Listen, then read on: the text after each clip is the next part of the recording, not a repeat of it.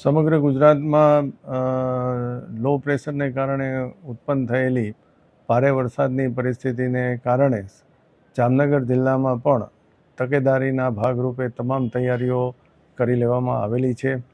જામનગર જિલ્લાના તમામ સરકારી કર્મચારી અધિકારીઓની રજાઓ રદ કરી અને તેઓને હેડક્વાર્ટરમાં રહેવા માટેની સૂચનાઓ આપી દેવામાં આવેલી છે. આ ઉપરાંત શાળાઓ અને આંગણવાડીઓમાં પણ તકેદારીના ભાગરૂપે શુક્ર અને શનિવારના રોજ રજાઓ જાહેર કરવામાં આવેલી છે. જામનગર જિલ્લામાં તમામ તાલુકાઓમાં તેમજ જિલ્લા કક્ષાએ પણ 24/7 24/7 કંટ્રોલ રૂમ શરૂ કરવામાં આવેલા છે. આ ઉપરાંત ઇરિગેશન, હેલ્થ વગેરે ડિપાર્ટમેન્ટો દ્વારા પણ તેમના અલગથી કંટ્રોલ રૂમો શરૂ કરી દેવામાં આવેલા છે. જામનગર જિલ્લાના તમામ તાલુકાઓમાં વર્ગ 1ના અધિકારીને લાયઝન અધિકારી તરીકે નિમણૂક કરી દેવામાં આવેલી છે અને ગઈકાલ સાંજથી જ તેઓને તેમના લાયઝનના તાલુકાઓમાં જઈ અને પરિસ્થિતિની સમીક્ષા કરવા માટેની સૂચનાઓ આપવામાં આવેલી છે. આ ઉપરાંત ઇરિગેશન ડિપાર્ટમેન્ટ, આરએનબી, સ્ટેટ અને પંચાયત, હેલ્થ વિભાગ અને અન્ય વિભાગોને પણ સતર્ક રહેવા માટે અને પૂરતી દવાઓનો સ્ટોક છે, રસ્તાઓ બાબતમાં ઇરિગેશન ડિપાર્ટમેન્ટના ડેમોની સપાટી બાબતમાં પણ સતત એલર્ટ રહી અને કન્ટિન્યુઅસ મોનિટર કરવા માટેની અત્રેથી સૂચનાઓ આપવામાં આવેલી છે.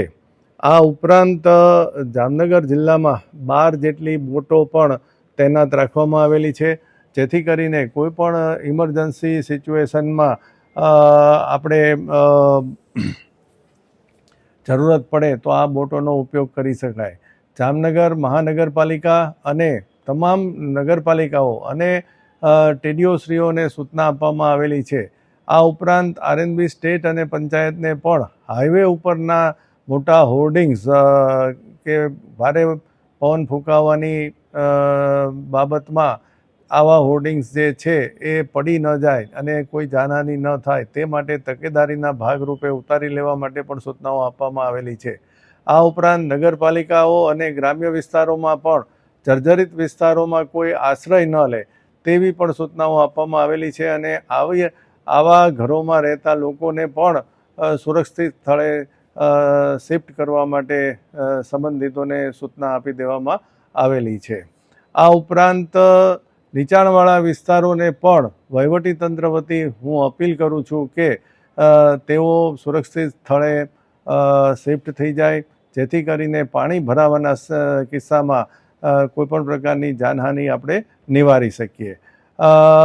તમારા ઢોર, નાના તેમજ મોટા ઢોરોને જ્યારે ભારે વરસાદ પડે ત્યારે એમને બાંધેલા ન રાખતા છૂટા રાખવા પણ હું વહીવટીતંત્ર વતી જે પશુપાલકો છે એને હું અપીલ કરું છું, જેથી કરીને આ માણસોનું સ્થળાંતર થઈ જાય પરંતુ પશુઓ બાંધેલા હોવાના કારણે પશુ મૃત્યુની કોઈ પણ પ્રકારની ઘટના ન બને તે માટે પણ તકેદારી રાખવા માટે આપણે તમામે કટિબદ્ધ થવું પડશે.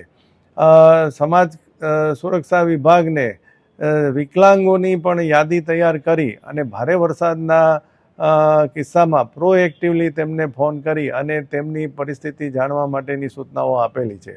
આ ઉપરાંત જિલ્લા વહીવટીતંત્ર વતી હું જામનગર શહેર અને ગ્રામ્યના નાગરિકોને અપીલ કરું છું કે હાલની આ ભારે વરસાદની પરિસ્થિતિમાં આપણે સૌ સંયુક્ત રીતે એનો સામનો કરીએ, બિનજરૂરી મુસાફરી ટાળીએ, મુસાફરી પહેલાં ટ્રાફિકની સ્થિતિ તપાસી અને પછી જ આપણે ઘરેથી આપણે જે સ્થળે જવું હોય એના માટેની મુસાફરી શરૂ કરીએ.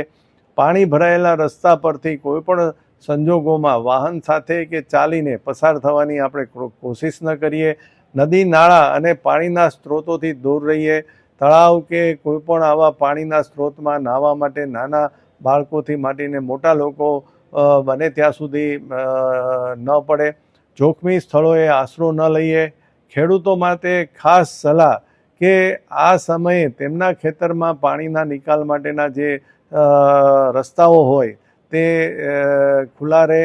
જો ખેતરમાં આ ભારે વરસાદની પરિસ્થિતિમાં ખેતરમાંથી કોઈ ખેડૂતો હોય તો એ લોકો શિફ્ટ થઈ અને ગામમાં આવી જાય, જેથી કરીને ભારે ખેતરોમાં પાણી ભરાવાને કારણે લોકો ફસાઈ જવાની પરિસ્થિતિથી આપણે બચી શકીએ.